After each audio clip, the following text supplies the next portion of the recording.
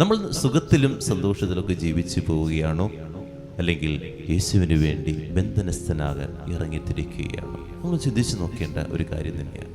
നമ്മുടെ ഈ ജീവിതം സന്തോഷവും സുഖവും അന്വേഷിച്ചിറങ്ങിയേക്കുന്നതാണോ, അല്ലെങ്കിൽ എൻ്റെ ജീവിതം കൊണ്ട് എനിക്ക് എൻ്റെ ദൈവത്തെ പ്രഘോഷിക്കാൻ, കുറച്ച് പേരെങ്കിലും എൻ്റെ നാവ് കൊണ്ട് ദൈവത്തിലേക്ക് അടുപ്പിക്കാൻ എനിക്ക് പറ്റിയിട്ടുണ്ടോ?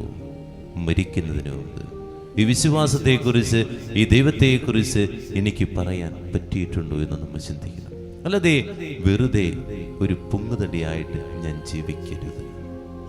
വെറുതെ വെള്ളത്തിന് മുകളിൽ ഇങ്ങനെ പൊങ്ങിക്കിടക്കുന്ന എന്ത് സുഖമാണെന്നോ, ഈ ഓളത്തിനടിയിൽ ഇങ്ങനെ ചാഞ്ചാടി ഇങ്ങനെ പോകുന്നൊരു ജീവിതമായിട്ട് മാറാതിരിക്കുക. കുറച്ച് സുഖങ്ങളും അതുപോലെ കുറച്ച് ദുഃഖങ്ങളും സഹനങ്ങളിലൂടെയൊക്കെ പോകുമ്പോഴാണ് ക്രിസ്തീയ വിശ്വാസത്തിന്റെ ആഴം ഉണ്ടാകുള്ളൂ. അല്ലെങ്കിൽ ഒരു ആഴം ഉണ്ടാകില്ല. അതുകൊണ്ട് ഇന്ന് വിശുദ്ധ സെബസ്ത്യാനോസിന്റെ തിരുനാൾ ആഘോഷിക്കുമ്പോൾ ഈ സെബസ്ത്യാനോസ് ഇറങ്ങിത്തിരിച്ച്, ധൈര്യത്തോടെ ഇറങ്ങിത്തിരിച്ച്, അത് തന്നെയാണ് ആ ക്രിസ്തുവിന്റെ വിശ്വാസം കൊടുക്കാൻ വേണ്ടി സുഖമായിട്ട് സെബസ്ത്യാനോസിന് ജീവിക്കാം. ഒരു പട്ടാളക്കാരനായിട്ട് സുഖമായിട്ട് ജീവിക്കാം. പക്ഷേ ആ പട്ടാളക്കാരൻ നിലയിലൂടെ ക്രിസ്തുവിന്റെ വിശ്വാസം അവിടെ ഉണ്ടായിരുന്ന, ജയിലിലുണ്ടായിരുന്ന മക്കൾക്കൊക്കെ കൊടുത്തു എന്നുള്ളതാണ്. നിങ്ങൾ അതിർത്തികളിലോ അല്ലെങ്കിൽ മറ്റു സ്ഥലങ്ങളിലൊന്നും പോകണ്ട.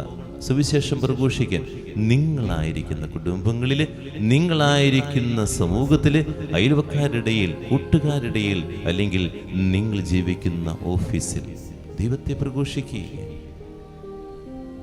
ബന്ധനസ്ഥനാക്കുന്നത് ഒരു വ്യക്തിയാണ്. പക്ഷേ ദൈവത്തിന് വേണ്ടി നാവുകൾ നിരവധിയുണ്ട് എന്ന് നമ്മൾ മനസ്സിലാക്കണം.